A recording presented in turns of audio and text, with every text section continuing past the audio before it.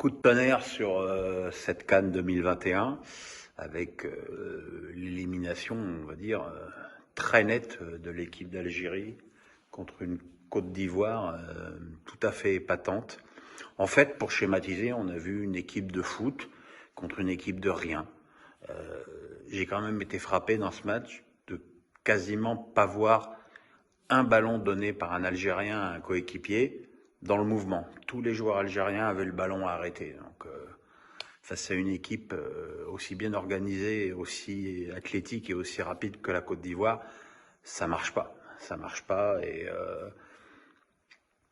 alors, je vais pas m'attarder sur des cas particuliers, mais quand même un peu. Parmi les surprises de Belmadi, il y avait le dénommé Zerouki qui jouait milieu défensif. Il a été cataclysmique. Il n'est pas au marquage sur les deux premiers buts. Mahrez, que dire de Mahrez qui est quand même un des plus grands joueurs du monde. Quand on le voit jouer avec Manchester City contre le PSG, on a l'impression que c'est une superstar. Et là, dans cette CAN, c'était rien, quoi. C'était, j'avais même pas l'impression qu'il avait envie. J'avais pas l'impression qu'il soit motivé. Il faisait pas d'appel. D'ailleurs, pour preuve, en première période, le jeu algérien a très nettement penché à gauche avec Benrahma. Donc c'est quand même une défaite lourde qui rappelle, comme j'ai déjà pu le dire, le parcours de l'équipe de France en 2002 en Corée. Sauf que l'équipe de France, elle n'avait même pas été foutue de marquer un but.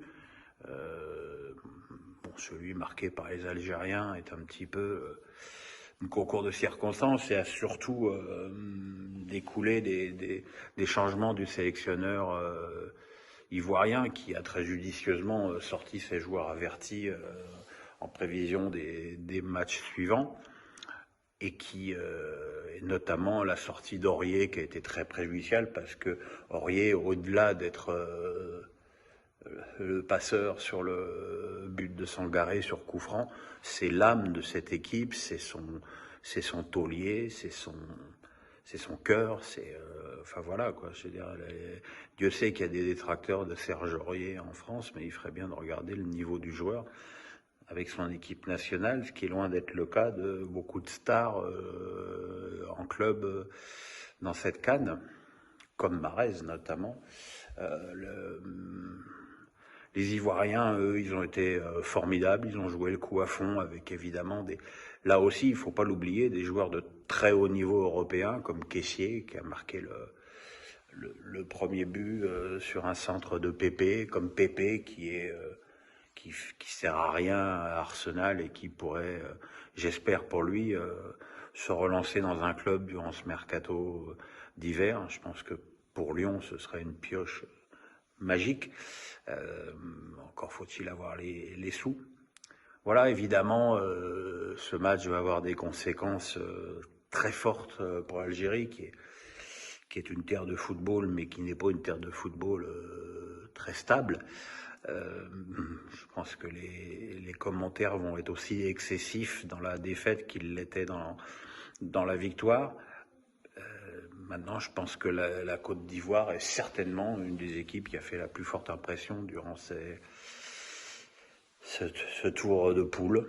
Donc voilà, on attendra avec impatience leur prochain match pour voir s'ils sont capables de confirmer ce match ou si c'était vraiment les Algériens qui décidément étaient très faibles. Mais je pense sur ce match, il y a un peu des deux. Et puis évidemment, mon petit coup de gueule habituel sur la pelouse. Je veux dire, évidemment, les Ivoiriens ont prouvé qu'on pouvait jouer au foot sur cette pelouse et les Algériens non.